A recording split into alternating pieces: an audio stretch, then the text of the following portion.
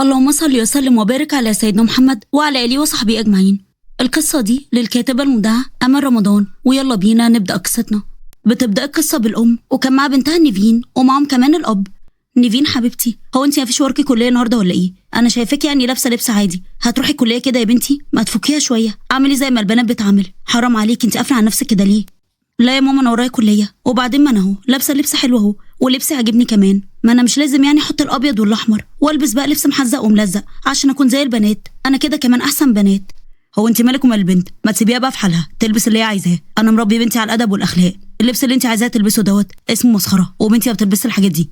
طيب سلام دلوقتي يا ماما انتي وبابا، عشان اتاخرت على الكليه ويا دوب هوصل، بس الحق بقى اول محاضره بالعافيه. انا ممكن اتاخر شويه النهارده عشان عندي محاضرات كتيره. نيفين سابتهم وراحت على الكليه. تربيتك لبنتك ديت طلعتها معقده قوي، ده اللي يشوف البنت يقول عندها 30 سنه، حرام عليك اللي انت عملته فيها، انت ليه مش مخليها تعيش سنها؟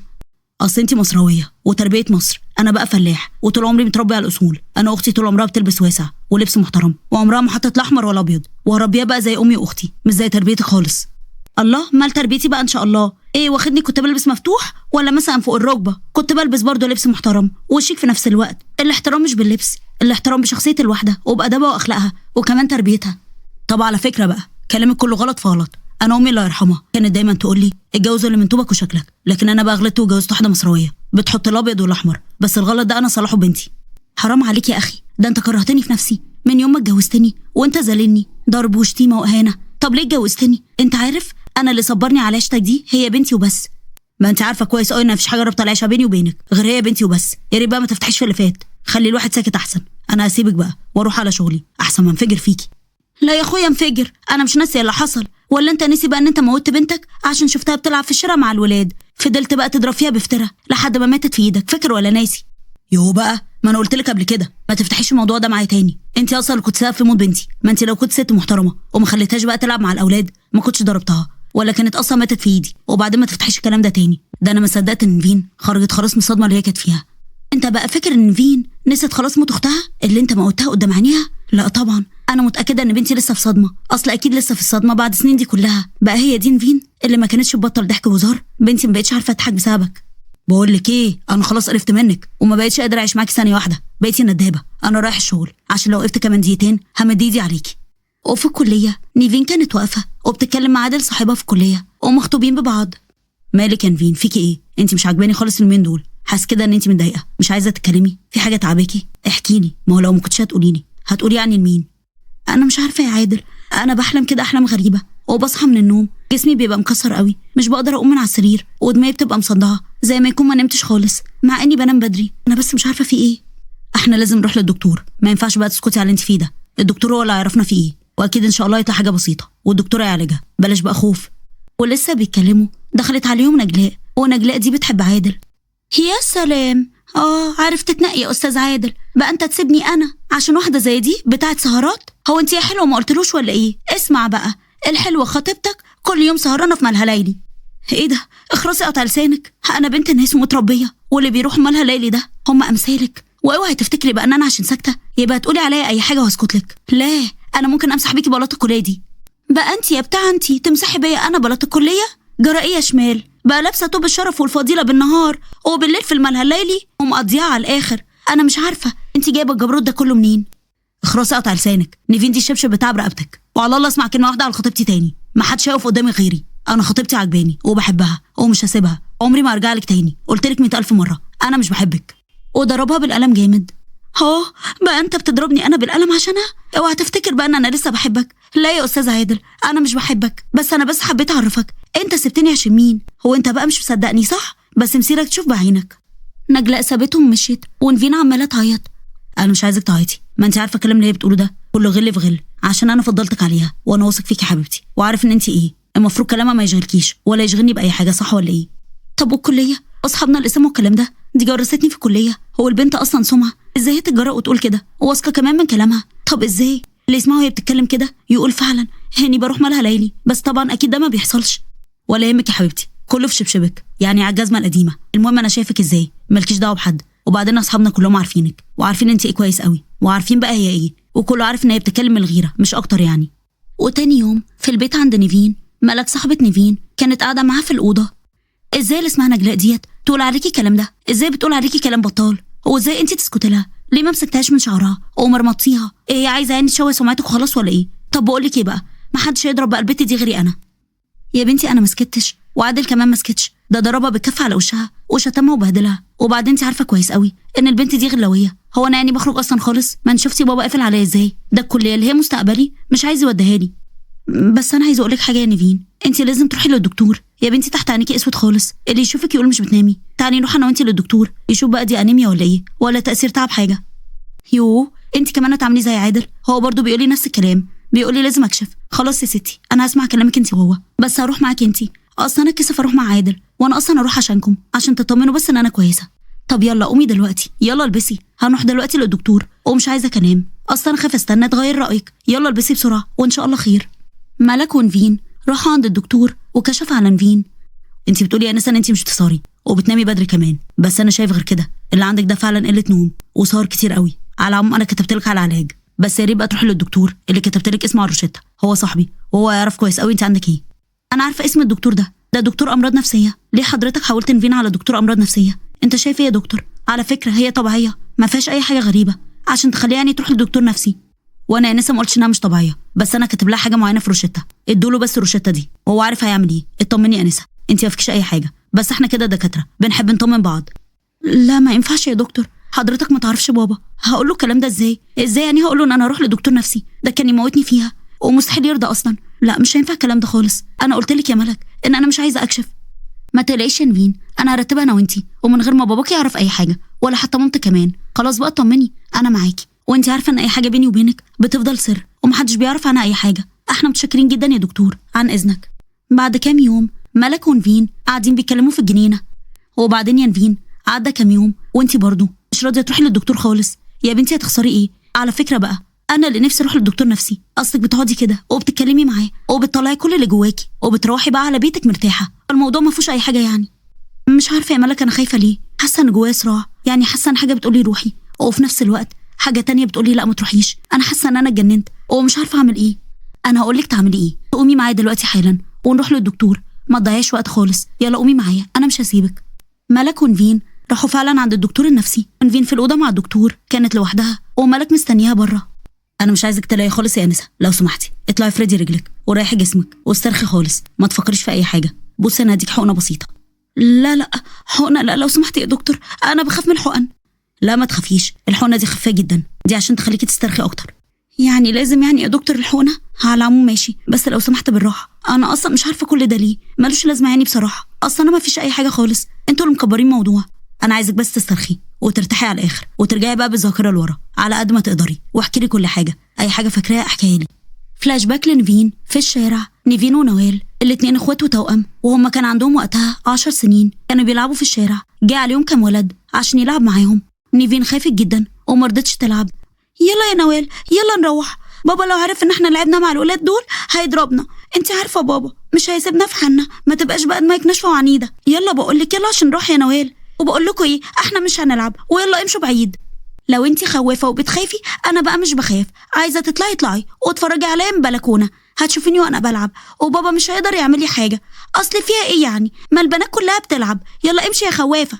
يا ستي ماشي انا خوافه، وانا بقى مش عايزه بابا يضربني. انا فعلا هدخل بيت، ويا ريت تيجي معايا، وبرضه لو مش عايزه براحتك، بس خليكي عارفه ان بابا زمانه جاي من الشغل. انا هدخل ماليش دعوه بيكي.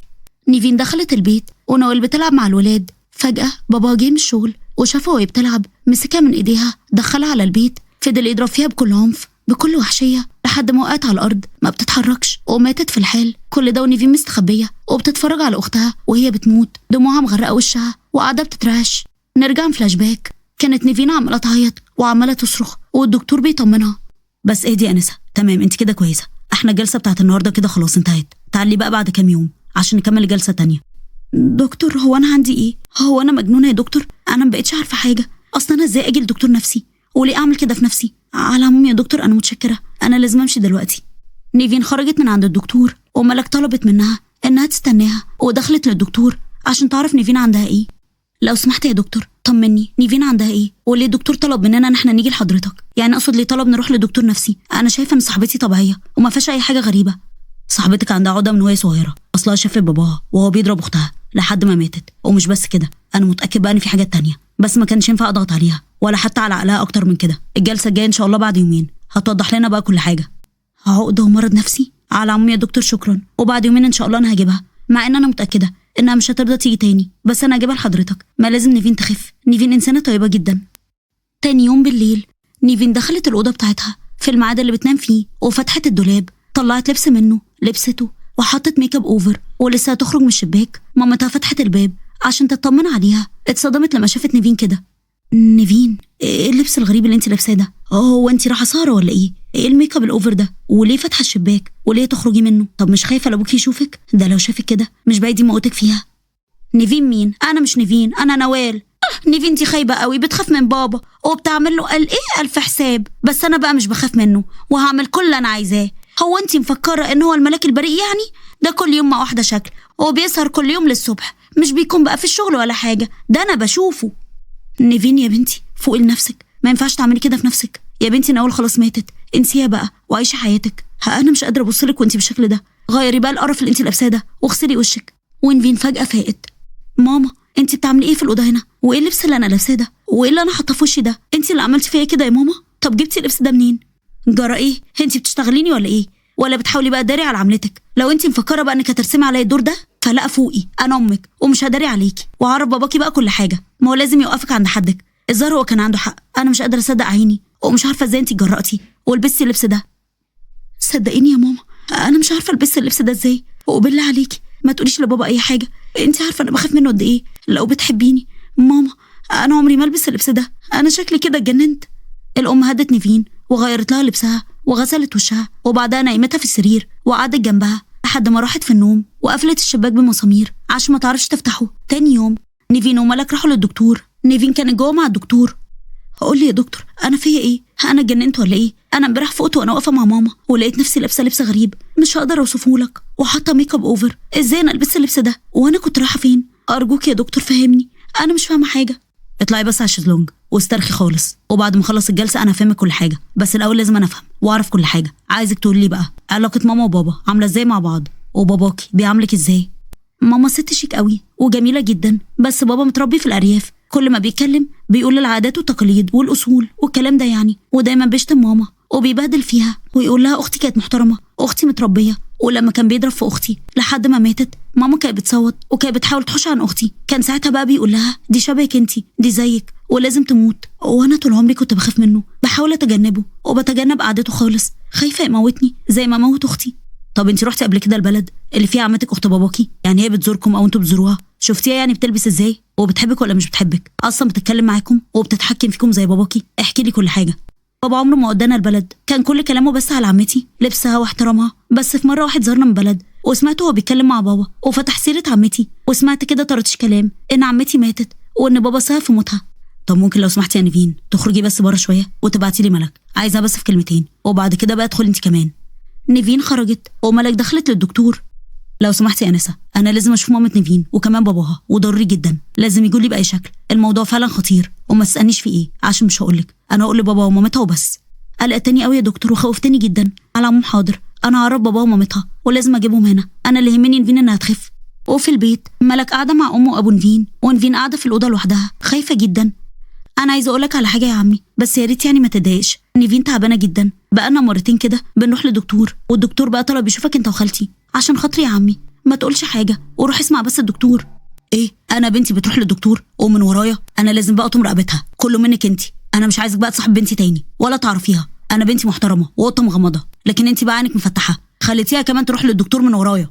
حرام عليك بقى، بطل جهل وجبروت، تعبتنا، موت واحده والتانيه هتحصلها. انا مش هسكت لك تاني، انت هتيجي معايا للدكتور ولازم نعرف البت فيها ايه، عايزه اعرف عندها ايه، وانا متاكده ان انا وانت السبب.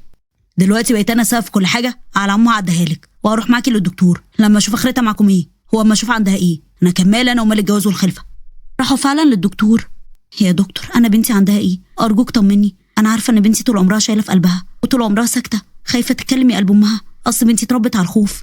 بنتكم عندها انفصام في الشخصيه، عايشه بشخصيتين، الشخصيه الاولى نيفين البنت المحترمه المؤدبه، والشخصيه الثانيه نوال اختها اللي ماتت، اصلها كانت جريئه عن نيفين، ما بتخافش من حاجه. نيفين بقى حبت شخصيه اختها، فاختلقت بقى شخصيه نوال، بتسهر وتضحك وتهزر وبتفوق عن نفسها، وطبعا بقى باباها هو السبب في كل ده. انا السبب ليه؟ عشان بحافظ على بنتي، عشان عايزه اكون محترمه. انا ما عملتش بنتي اي حاجه وحشه، اكيد ده تاثير تربيه امها اللي عايزاها تمشي على حل شعرها. يا استاذ انت السبب، قعدت تضرب في اختها لحد ما ماتت وقدام عينيها، وكل ما اتكلم مراتك تعايرها باختك. وبعدين اختك فين؟ ليه مش بتزوركم؟ هي عايشه ولا ميته؟ واللي انت حاسس بعقده الذنب. اختي محترمه، عاشت محترمه وماتت كمان محترمه. ايوه اختي ماتت عشان كانت في الفرح عند صاحبتها وشفتها وهي بتحط كحل احمر زيهم، رحت قلت لابويا ففضل يضرب فيها ماتت وهو بيضربها، بس ماتت وهي محترمه، وانا ما كانش قصدي ان ابويا موتها.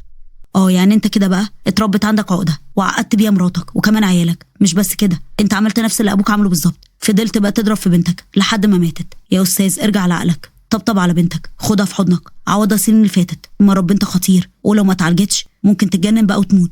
انا فعلا كنت غلطان قوي يا دكتور، عايشت مراتي وبناتي سنين سواد. حقك عليا يا ام نيفين، انا اروح لنيفين واخدها في حضني واعوضها عن اللي فات، وما ينفعش تخاف مني. انا والله بحبها وبخاف عليها قوي، وما كانش قصدي اموت نوال، بس يا رب ربنا يسامحني ويغفر لي يا رب.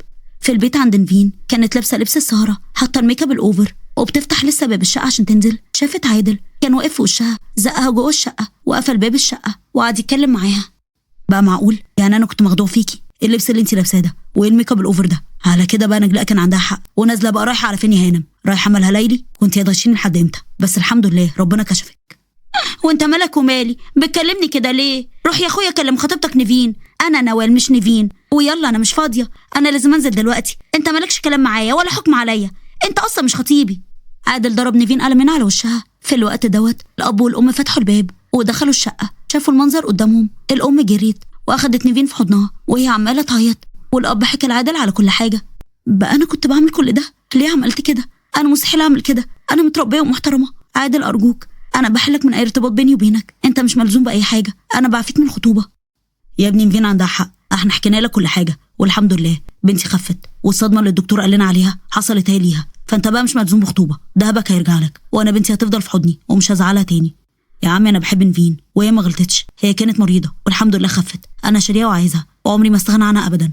ارجوك يا عمي، عايزين بقى نحدد ميعاد الفرح وفي اقرب وقت.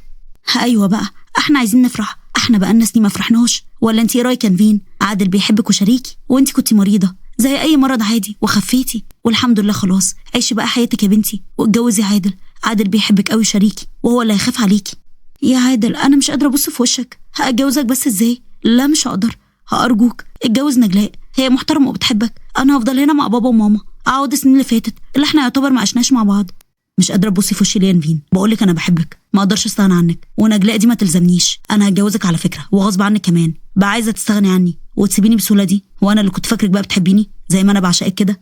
خلاص يا عادل انا موافقه اتجوزك، انا فعلا محتاجالك، ما اقدرش استغنى عنك، ولازم كل اللي فات ننساه، ولو فكرنا في اللي فات مش هيجيب الا زعل وتعب.